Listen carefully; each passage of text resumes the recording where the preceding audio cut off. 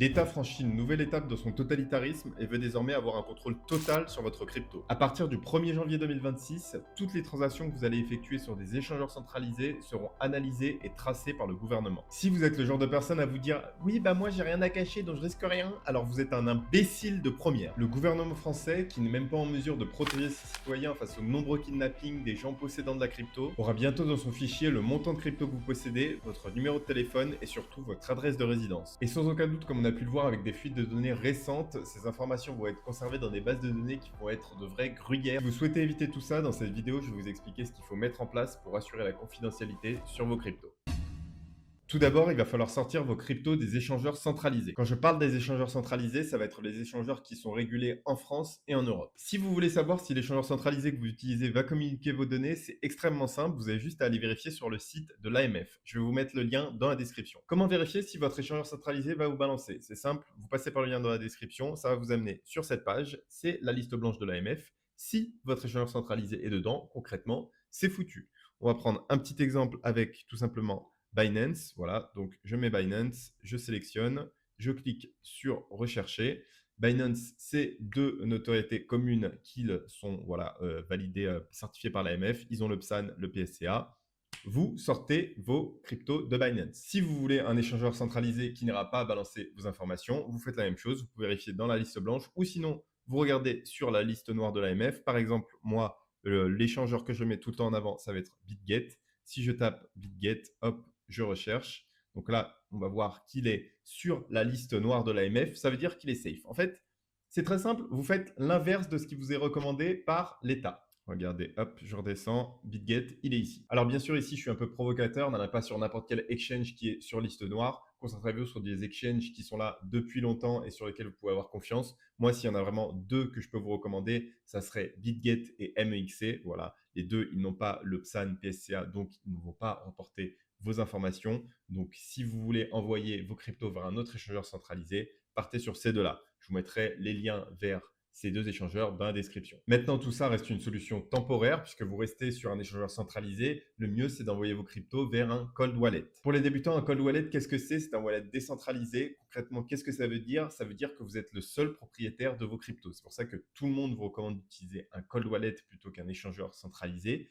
Personne ne peut toucher à vos cryptos lorsque vous utilisez un cold wallet. Moi, c'est vraiment la solution que je vous recommande puisque si vous faites le choix d'envoyer simplement sur un autre échangeur centralisé, si à un moment, cet échangeur il décide de se réguler, et ben là, vous allez être foutu, vos transactions vont être tracées. Niveau cold wallet, vous pouvez trouver pas mal de marques. Vous avez notamment Ledger ou Tangem. Moi, je vous recommande fortement, et surtout si vous êtes débutant, Tangem parce que c'est beaucoup plus facile d'utilisation. Je vous ai fait une petite vidéo tutoriel où je vous explique complètement comment ça fonctionne et vous allez pouvoir voir, c'est vraiment très très simple. Les informations qu'on a à notre disposition en ce moment, c'est que uniquement les transactions qui vont être faites à partir du 1er janvier 2026 vont être tracées. Seulement, on va pas se mentir, avec la direction totalitaire que prend la France et l'Europe, pour moi, ils vont finir par tracer de manière rétroactive les transactions. Donc à partir de ce moment-là, ils pourront savoir où vous avez envoyé vos cryptos. Et c'est pour ça que je vous recommande moi vraiment fortement de passer par un cold wallet parce qu'avec un cold wallet, quoi qu'il arrive, ils ne pourront rien faire. Puisqu'à partir du moment où vous avez un cold wallet, vous êtes la seule personne qui a un contrôle sur vos fonds, personne à part vous ne peut y toucher. Et quand on voit qu'on a ouvert la boîte de Pandore où ça parle en France de taxer les gains non réalisés, si vous avez un cold wallet, vous êtes tranquille. Même s'ils savent que vos fonds sont sur ce wallet, à tout moment, vous pouvez dire « Ah bah non, mais désolé, mais moi, j'ai perdu mon cold wallet,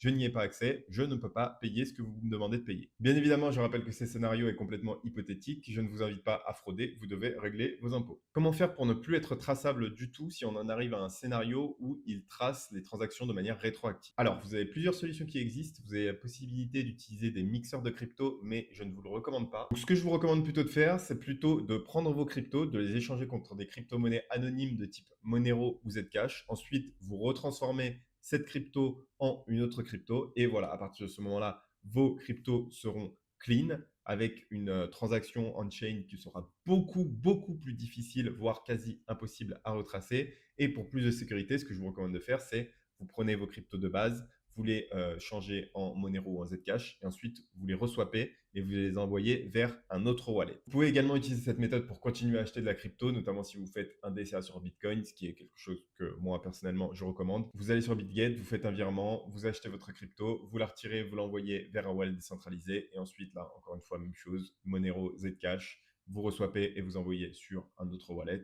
Et là, vous êtes tranquille pour qu'on ne puisse pas tracer vos transactions. Maintenant, tout ça, ça reste un peu jouer au jeu du chat et de la souris. Sauf que le jeu, clairement, il est truqué. L'État, il a accès à la planche à billets, il a des moyens illimités pour mettre en place des moyens de coercition pour vous faire payer et tracer tout ce que vous faites. Donc, est-ce que vous avez envie de vivre avec cette épée de Damoclès au-dessus de la tête où vous vous dites à tout moment, voilà, l'État peut réussir à me rattraper et à me tomber dessus? Perso, ce n'est pas mon cas et c'est pour ça que j'ai choisi pour moi la seule méthode qui est vraiment viable et légale à 100%, c'est l'expatriation. De mon côté, je me suis expatrié au Paraguay qui a pour moi le meilleur système de résidence fiscale au monde. Pourquoi ça? Tout simplement parce que vous payez 0% de taxes sur vos gains en crypto, sur vos gains en bourse, mais aussi sur tous vos revenus qui proviennent de l'étranger. En plus de tout ça, le système qui est vraiment unique ici, c'est que vous avez la possibilité de bénéficier de ce régime fiscal sans vivre au Paraguay. Vous avez simplement à vous rendre ici une fois par an, quelques jours, et ensuite vous pouvez vivre où vous voulez dans le monde à partir du moment où vous ne restez pas plus de 6 mois dans un autre pays. Si vous êtes intéressé par le sujet, j'ai fait une vidéo complète qui en parle, et de mon côté, j'ai ouvert un service qui vous permet d'obtenir votre résidence fiscale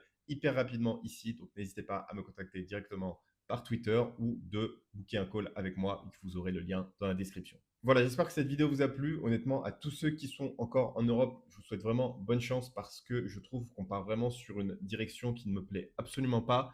Rappelez-vous aussi que pour moi, vraiment, le droit à la privacy, ce n'est pas un crime, c'est un droit fondamental. Si la vidéo vous a plu, comme d'hab, n'hésitez pas à vous abonner, vous activer la cloche, n'hésitez pas à me poser des questions en commentaire, je vous y répondrai aussi vite que possible et je vous dis à très bientôt pour une prochaine vidéo. Ciao!